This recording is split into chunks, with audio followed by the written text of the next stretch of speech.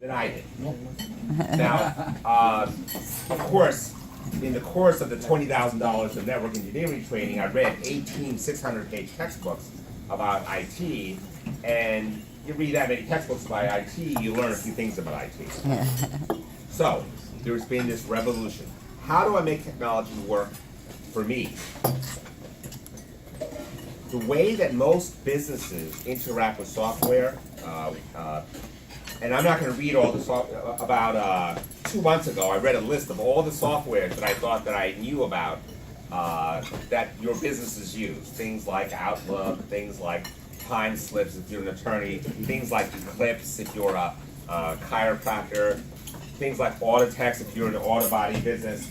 And I made the list because I was sitting here thinking, what am I going to do with my 60-second commercial today?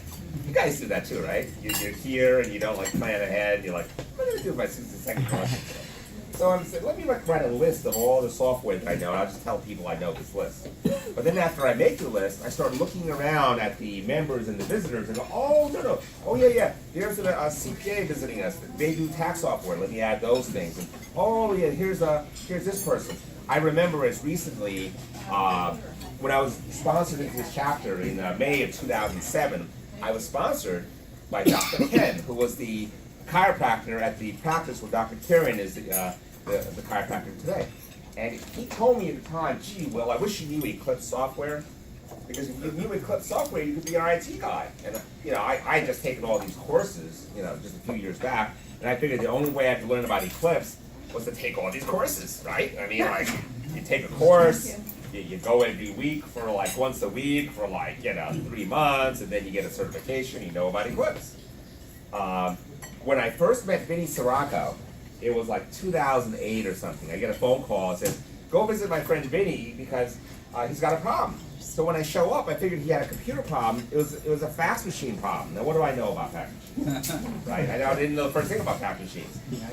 And, I didn't know about that. He knows now. Because there was a time that if you wanted to learn something, you had to take a course. You had to get your encyclopedia. You had to look it up, right?